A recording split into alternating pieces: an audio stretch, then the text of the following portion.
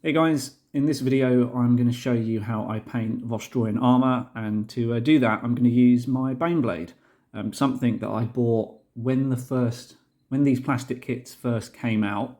I actually, ashamed to say that I camped out with a bunch of mates outside the Games Workshop storefront, and we were one of the first ones to actually purchase these new kits, excited as we were for the first real Forge World model to be brought into stores.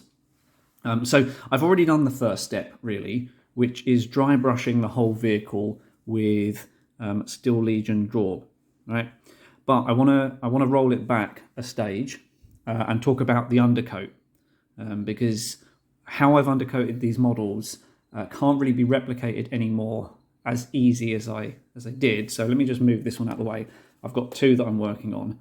And here's the other one, right? So this undercoat is a paint, an old spray paint that Games Workshop used to sell called Ogre Flesh. And you know what? I dug through the garage and I found it. It's empty now. I have undercoated several Lehman Russes and whatnot in it, so I'm fine for the foreseeable future. But it's quite a unique colour. Now, to replicate this as an undercoat, because it kind of does set the tone of the model, I've done a bit of research, and it looks like you can mix it up by hand. So I've got this handy little base, right? So I've worked out that if you put 1 part Steel Legion and 2 parts Stormvermin, right, it mixes this colour, which in fairness is not too far away, right? So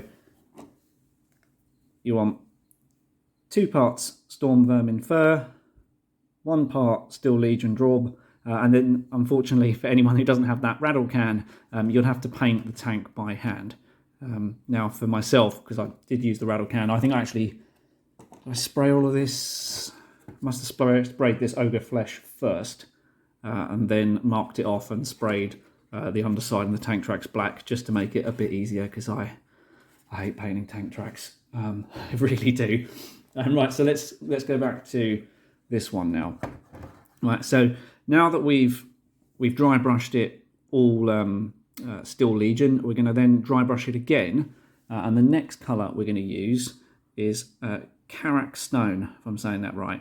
Now, back in the day, I would have mixed the final edge, or the final layer of what I think used to be called Rotting Flesh, with Steel Legion, or it was Graveyard Earth back then, for the mid-tone. But thankfully now there is an approximate middle layer.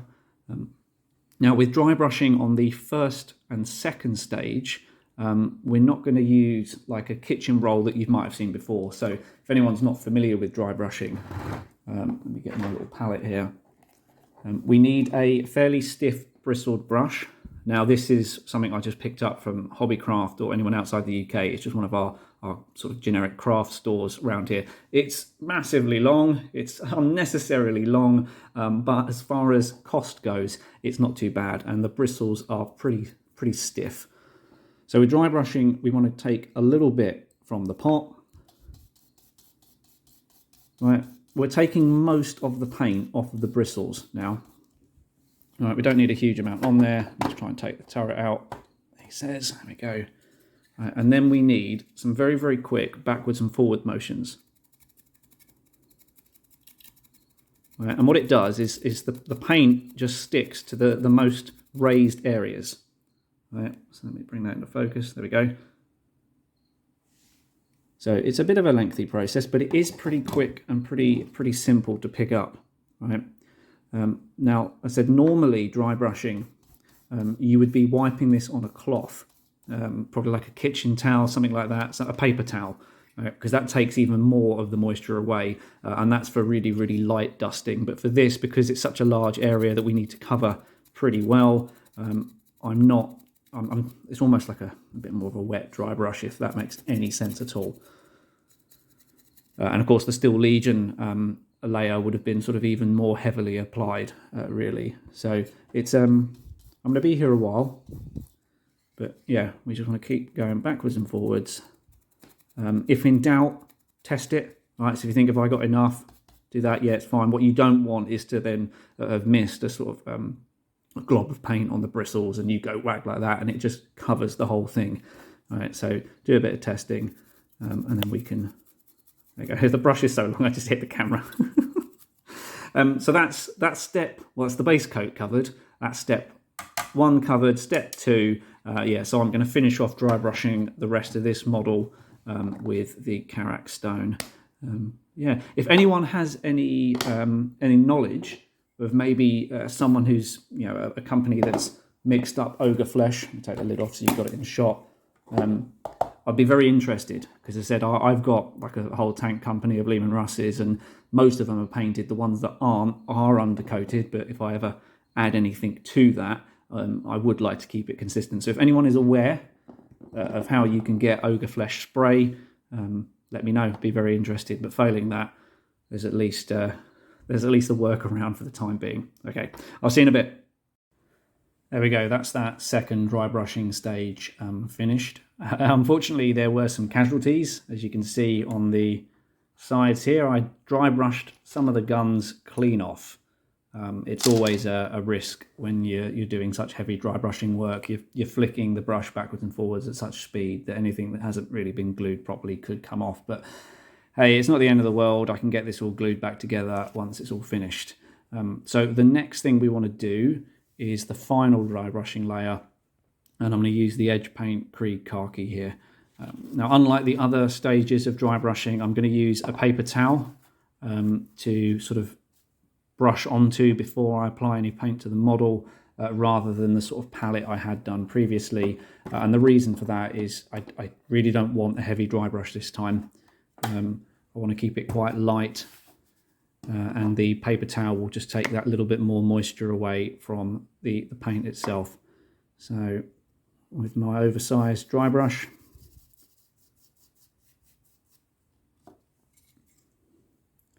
it's in focus. So same thing we have been doing, but we just want it super light. All right. If you can see there, as opposed to this bit, it's such a gradual change, but that's kind of half the point. So it's going to be picking out a lot of the rivets, a lot of the edges. It's almost like the edge highlighting equivalent of a dry brush. So give me a moment, several moments the size of this tank, and I will come back to you in a tick. There we go. That's the dry brushing all done, and this is the colour that it will end up. So let me just take this off and bring it into focus a little bit more. There we go. So it's a sort of a light dusting. Some of the areas in the middle, it won't pick up the same, but that just adds to the depth really. Parts like the barrel get a heavier coat because it's easier to get the brush on it, and the camera says doesn't want to focus. There we go.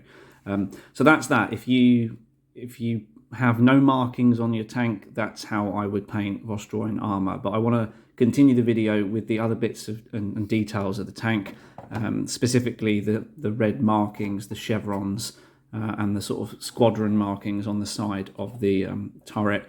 Now I'm not going to start this on camera, so what I'm going to quickly go and do now is get my red paints out. I'm going to carefully mark the patterns on the side of the vehicle when I haven't got a camera sat in front of me, and then I'll continue after that. So bear with me just a moment.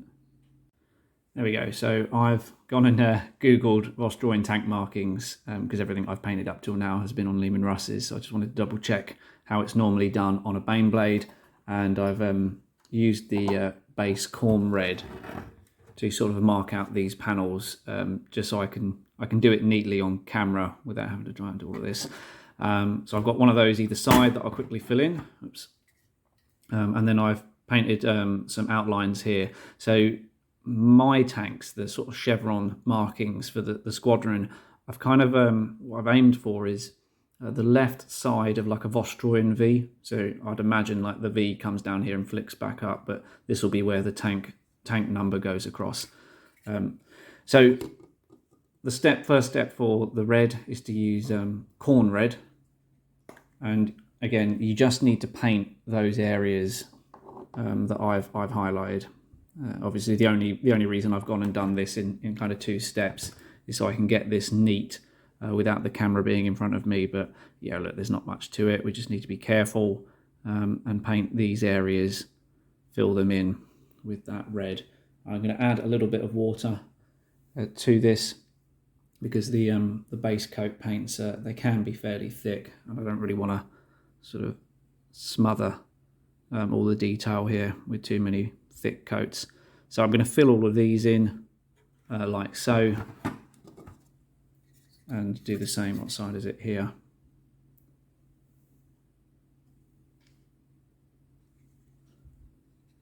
So yeah, not much to it. Leave it with me, I'll fill this in, and then I'll come back to the next red layer. There we go, so that's the base coat all done with the corn red. Next up is a layer of Mephistan Red. So there's not a huge amount to this. I'm just going to cover a little bit of the areas that I've done so far. Go, just get a small amount on the brush. Try and take this apart so I don't drop half of it. So I don't want a complete coat. I want to paint in between the areas. I want to leave some of the shading around the rivets. Right. So I'm kind of lightly brushing over it, because I know doing so will leave some of the older, or the darker colour rather, there. So yeah, not a massive amount to this, not complicated.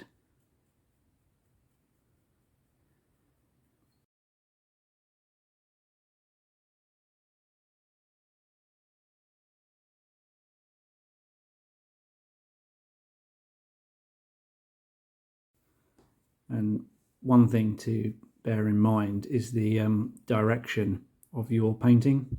Right, so here we've got a tank that obviously, if any water hits it, would run downwards. So if you paint in a vertical manner, not horizontal, it will add to that streakiness. You know, as the paint gets weathered, it will just sort of reinforce that. So yeah, if you can do paint downwards, and using this center rivet here, you can see if I just flick downwards with the paint will catch the top of it naturally, leaving the underside and the darker colors. So yeah, just worth pointing out there. There we go. Now the next bit of the red is to mix a little bit of Evil Sun Scarlet with an ivory, right? I'm going to use the Krieg Khaki because it's already out, and I've been using it to highlight this, but in all fairness, Screaming Skull or even a white to some degree would do the same trick. Now, the reason I'm using these colours is I want to keep the highlighting on this vehicle a little bit more muted. I don't want the saturation too high, as if you use Evil Sun Scarlet straight out the pot. It's quite a vibrant red, which I don't think lends itself to the more natural, realistic tones that are already on the vehicle itself. So grab a little bit of the red down here, small amount of this khaki. Right, so too much it will turn pink, which we don't really want, but just enough will give it, I don't know, what would you call this, like a coral sort of colour on the brush there. It's not that it's going to be in focus, but whatever. Add a tiny little bit of water in. Right. Now, he says not going to knock over these. I want to pick out the rivets. Right, so very simple. Pick out these rivets. You can do a bit of edge highlighting as well. Right, so I'll move this to the side. Sort of run it along like that at the top. Bearing in mind, if you're going to follow what I'm going to do and use the weathering powders, a lot of this will be sort of hidden and masked. So it's actually, it will highlight a multitude of sins if you do use weathering powders, and it, I think, makes it look pretty cool. So that's really the red to a point. Corn red, Mephistan red, and then a mix of a more pastel red to go and highlight. And then without cutting to a new section. I'm now going to use the Carrierberg Crimson. Technically I should wait for these rivets to be 100% dry, but oh well. I'm going to grab that and just frame the rivets themselves. Right.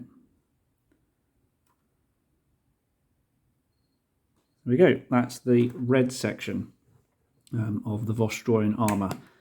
Now up next is really the ironwork. Right, so tank tracks and gun barrels and what have you. Before I move on to the gold, I'm not going to put the ironwork to camera because, in fairness, there's not really anything to it. I'm going to apply some varying tones of silver, mostly dry brushed across these. None oil. There's a wash, maybe a bit of Agrax Earthshade. In fairness, with the weathering powders on top of the tracks, you could paint the ironwork beautifully, but it's not going to change the overall outcome with the weathering powders. So I'm going to do that off camera. I'll probably come back to this in a couple of days and start work on the gold. So see you in a couple of days. There we go. So after several days of putting it off, I finally got around to painting the tank tracks. I do hate painting tank tracks. There's so many facets and little hidey holes and whatnot for the brush to miss. Although I haven't put it on video, I will quickly cover the basic technique. So all of the metalwork had a undercoat of lead belcher, followed by a dry brush of runefang steel. All of the metalwork then had a wash of non-oil, but it was only the tank tracks that then were washed with Agrax. So it's got a little bit more of a dirtier shade to it. It's not the greatest technique for painting tank tracks. I'm not going to claim it is, but considering I'm going to throw loads of weathering powders on this, the end result will be, I think, passable. So that's why I didn't really cover it so much in this video. Now the next bit is working on the gold. With it being a Vostroyan tank, there's certainly lots of gold everywhere. And although I do have a video detailing my basic gold technique, I'm going to amend that slightly for this. Ordinarily I would apply like a tan undercoat. So if you're familiar with the old paint names, like a snakebite leather, it's kind of a light tan biscuit sort of colour, I suppose. It works quite good for any undercoat of gold. I'm going to skip that for today because this shade is it's close enough that it won't make a huge amount of difference. So the first step is Getner's gold. Then we've got Uric armour gold, runefang steel. Then we have these paint names. Nihilic oxide. And then I'll follow that up with a wash of Agrax right at the very end. So yeah, to begin with, let's bust open the Getner's gold, or whatever you call it. Let's take that off. Just go with the Aquila. So yeah, there's not much to it. We're just going to go and paint all of the areas we want to be gold in the first step of the gold. So leave it with me and I will see you in a sec. There we go, that's that first layer done. Now the next thing on the gold front is the Uric armour. So ordinarily with the gold, I want to try and leave some of the recesses, the darker version of the gold, and just sort of highlight a little bit with this this lighter shade. However, most of like the Aquilas on this tank are quite flat. There's not really any like recessed areas so much, and well, the recessed areas here are then the same color as the tank. So I'm just going to be fairly careful and just go over the bits that I have done with that. There is maybe the back might be a better example a little bit. Let me turn it around. So I've picked out some of these pipe works and exhaust. So you know, here I'm just going to highlight and paint these bits, but not go all the way to the edge where this banding is. Just paint the banding. So again, much like any shading work, we want to leave a little bit of the older colour visible. So yeah, I'll crack on with that and see you in a tick. There we go. Right, so up next is a mix of the Uric armour gold and the runefang steel. So we're going to do some sort of light highlighting now on some of the gold areas. Just because, I mean, really actually what I'm going for here is not true gold. I'm not going to actually use gold to plate the tank. So I want to take it down a notch a little bit. So let me move my palette in there just for a sec. It's up to you how much of a sort of silver base layer this has, and these paints never stay open. Oh, it's done it again. Where's my little there? Just have a brush in the back end just to keep it. There we are. Flawless cinematography there. So I'm just going to grab a little bit of the silver, a little bit of the gold. Now you won't need much silver at all to dilute the gold to the point where it's almost still silver. So just bear that in mind. And all we need to really do is sort of highlight. So I'm just going to run this along the top of the Aquila. Less paint on the brush would be a bonus. Right, so it is effectively like edge highlighting now.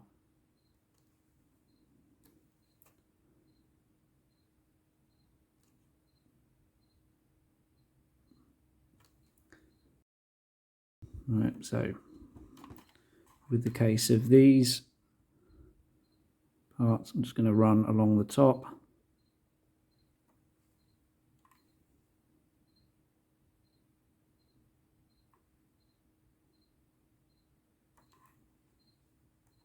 Just like that. So that's that bit. Let me just quickly finish off the Aquila and then combine into the next stage. So I'm just going to try and highlight a few of these wings from underneath. Being a bit sort of sloppy and lazy with this, but it doesn't really matter.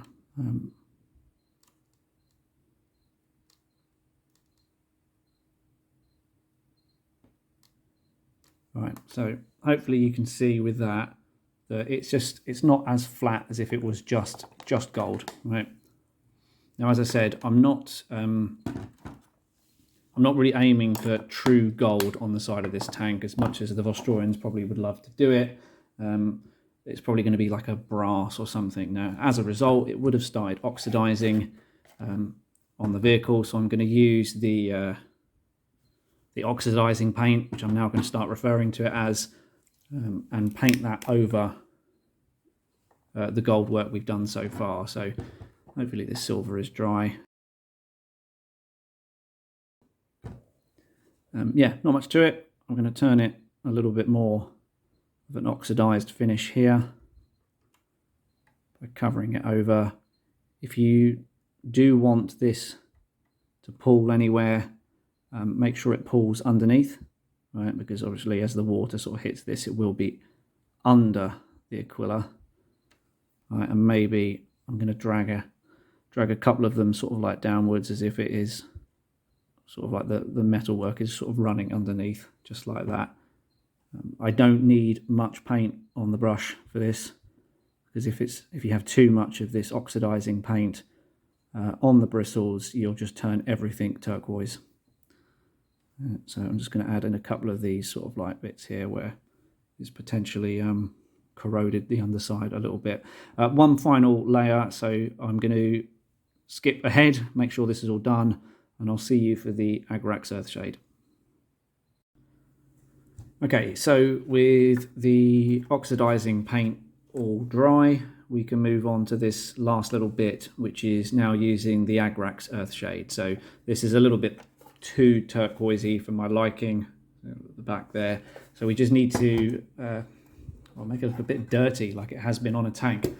So make sure your Agrax has been shaken pretty well, because I've noticed actually more recent pots, a lot of the pigment falls to the bottom, and if you turn it upside down and you can see that there's pigment at the bottom of the pot, your Agrax will dry shiny, which is really not what we want.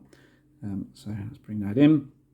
So I want to go not only over the top of this, but round the sides as well. All right, so we kind of give it some shading and some shadow.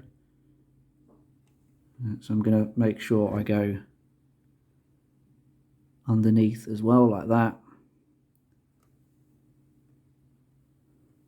underneath all of these wings, as well as obviously painting the tops of them.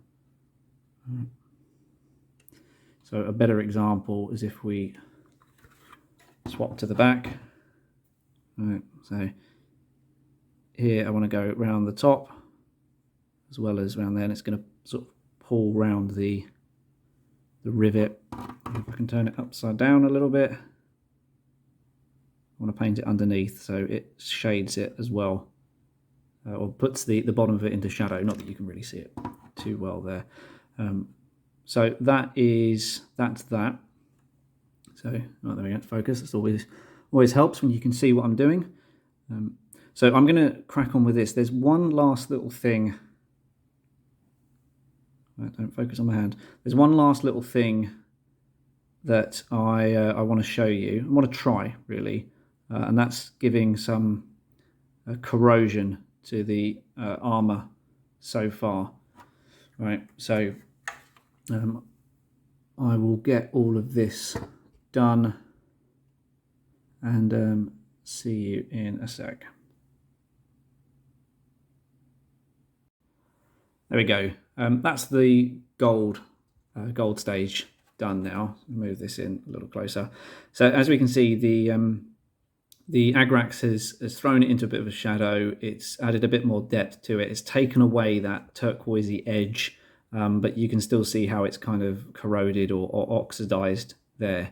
And actually, I think it returns a little bit of the shine to the gold as well. The oxidizing paint leaves things very matte. Now, where this isn't even close to being a satin finish now, it's added a little bit back to the gold. So I'm quite happy with that. One more thing I want to try and do on this video is add in some sort of corrosion and rust effect to some of these rivets. Now, I've not done this before, so more than likely I'm about to f this up. I'm going to screw this up. It's all going to be fine. All right, so what we're going to need is a Fugan wash and the old Agrax again, trusty Agrax. Let me just take this off. So make sure, yeah, it's been shaken. Now the effect I'm trying to go for is all of these rivets here. Obviously, the underneath would have been bare metal. You know, there would have been a hole that's presumably not been treated for the metal's not been treated, like been painted. So water gets around these rivets and then potentially could rust a little bit and pull out. So I'm going to cover it here with the Fugan orange, and I want to try and drip a little bit like that. There you go, it's a better shot of it. I'm not going to do all of them. I might try and do sort of sporadically, like different drips. Maybe under here it will catch and go. All right, so this is going to be a bit painstaking, especially considering how many rivets there are on this tank. But I just want to try and capture a few of them, just like that. So yeah, it's going to take a little bit of time, but the good thing is this is drying fairly quickly because despite being, it's October now, the sun's out, so it's quite warm. So I'm going to go around and finish and do those. So I've done a couple. Let me close that off. Now the next thing I want to do is just add some darker bits with the Agrax around the actual rivet itself. So let's get this back. So now, just with the Agrax, I'm going to coat the rivet to make it somewhat darker around that. Now, what do you think? Is that working? It's probably something that's going to be more of an effect when there's more of them. I suppose, you know, could you do? Yeah, you could do some corrosion under some armour panels as well. So, is the tank going to sit like that? No, it is not. Let's go back to the Fugan again. Again, this is a complete learning curve. I've done rust before, but normally it's quite severe, like on an orc tank where everything's rusty. So what about if we turn it around here and paint a little bit under here, so like maybe some water's got underneath this. Does that work?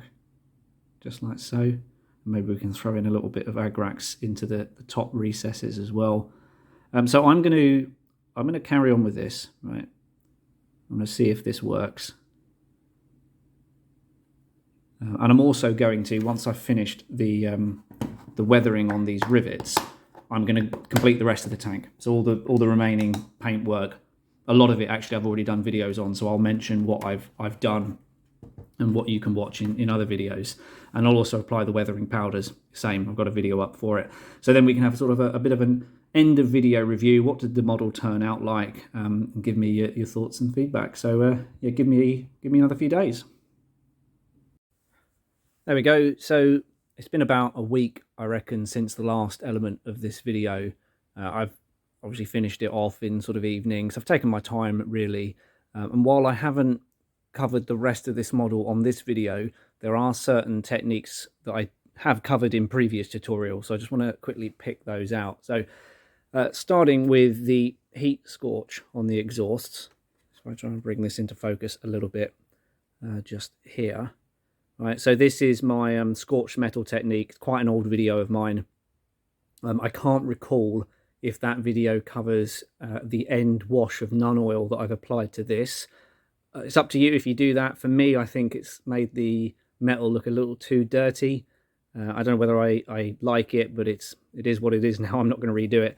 But I also use the same technique on the ends of the las cannon barrels and a little bit on the demolisher cannon as well, although that demolisher cannon had a lot of weathering powders put over it in the end just to dirty it up. The next technique that I have covered elsewhere is the red sighting optics on the las cannon turrets. There we go. That is my simple gem technique. Pretty straightforward. You can do it in a variety of different colours, but I seem to always default to red when it comes to sort of optics. Then we have the vision blocks. So you can see on the turret here, let me just bring it into focus again, just underneath where the guy is. That is my glowing stuff technique that's quite new to the channel. You will need the Vallejo fluorescent green for that one. And then the only other technique I suppose I've really deployed here that I have covered elsewhere on the channel is the weathering powders. So along the bottom of this tank here, it is a mix of a couple of different weathering powders. One of them is, I think it's like called coach dust, so it's like a yellowy dust colour used for model trains, and I mix that with a rusty tone to give it sort of a muddy look. Now a lot of my Vostroyan tanks normally have a stipple of white run along the side, so you get like a sponge, apply some paint to it and stipple along the side, because it kind of builds up, I think, that sort of snow scatter, that frost up the side. I haven't done it on this tank because I'm pretty happy with how it's turned out. And I suppose actually, before I forget, it's also worth noting that the end of the video that was a week ago, which is why I've only just remembered, we're covering off all of these rusty rivets. So I think I've got the ratio just about right. It's not on every single rivet, but there's a few scattered across, so I think it has the overall effect. And then just to circle back to the weathering powders there, as I mentioned earlier on the demolisher cannon and the main gun, I applied some black weathering powders. I'm not amazingly happy with how it turned out, but yeah, it's tabletop ready. I think it will work. So that is my Baneblade. As you can see, sort of like wiggling around at the top there. The antennas were made out of guitar wire, just cut to length, and the little flag that can't stop moving now is just a piece of red fabric that I painted the Vostroyan V onto, and then used some nun oil and Agrax Earthshade just to dirty it up a little bit. So that is the tank. I'm pretty happy with it all in all. If you've enjoyed the video, please leave a like, subscribe to the channel because it really helps me out, and I will see you in the next one. Take care.